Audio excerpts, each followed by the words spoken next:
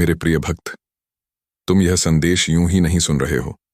तुम्हारी आत्मा पुकार रही है और मैं, तुम्हारा महादेव, तुम्हें सचेत करने आया हूं। अब समय आ गया है जब बहुत कुछ अधूरा होने वाला है। हाँ, वह रिश्ते जिन्हें तुम पूरा मानते थे अधूरे हो जाएंगे। वह सपने जिन्हें तुमने संजोया था अधूरे रह जाएंगे।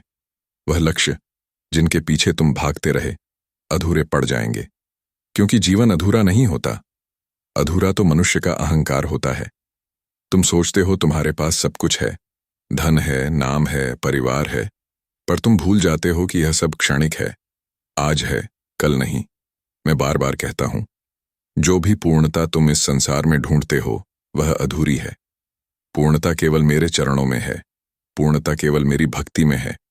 तुम जितना बाहर भागोगे उतना ही अधूरापन मिलेगा, लेकिन जब भीतर झांकोगे तब तुम पाओगे कि तुम्हारा अधूरापन भी पूर्ण है, क्योंकि उसमें मैं बसता हूं।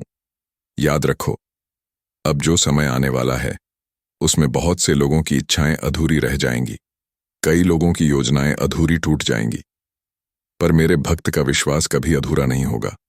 मैं तुम्हें आज यह संदेश दे रहा हूं, तुम्हें डरने की आवश्यकता नहीं। अधूरेपन से लड़ो मत, उसे स्वीकार करो, क्योंकि जब तुम अधूरेपन को स्वीकार करते हो तभी तुम मेरी ओर बढ़ते हो। मेरे प्यारे, यह संसार तुम्हें कभी संपूर्णता नहीं देगा, क्योंकि संपूर्णता केवल शिव में है। मैं ही आदि हूं, मैं ही अंत हूं, मैं ही शून्य हूं, मैं ही पूर्ण हूं।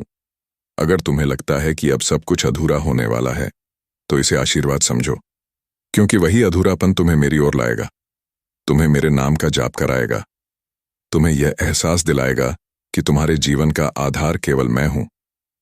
तो आओ, इस अधूरेपन के बीच मेरे नाम का सहारा लो, ओम नमः शिवाय का जाप करो और देखो, तुम्हारा अधूरापन भी अमृतत्व में बदल जाएगा।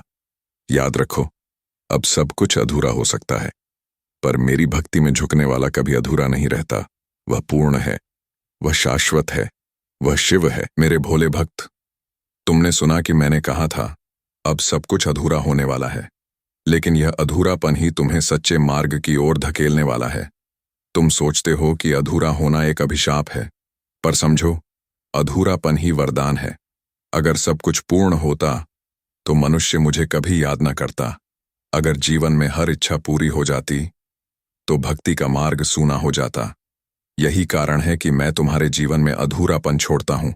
रिश्तों में अधूरापन, सपनों में अधूरापन, सुखों में अधूरापन, ताकि तुम जान सको पूर्णता केवल मेरे नाम में है। हे मानव, तुम्हें लगता है कि लोग तुम्हें छोड़ गए, लेकिन वे लोग तुम्हें नहीं छोड़ते। मैं उन्हें तुम्हारे जीवन से दूर करता हूं, क्योंकि अगर सब लोग तुम्हारे साथ होते तो तुम मेरे पास क्यों आते।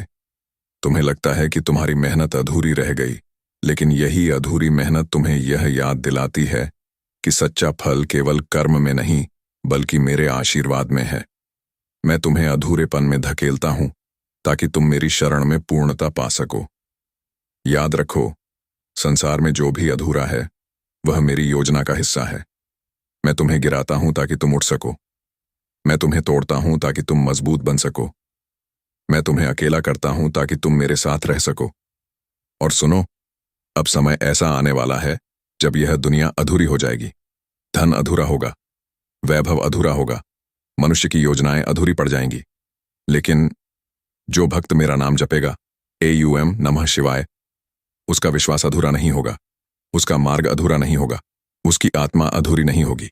मैंने कहा था और फिर कह रहा हूं, अगर तुम्हें लगता है कि सब कुछ अधूरा है तो डरो मत, वह अधूरापन ही तुम्हें मेरे द्वार तक लाएगा।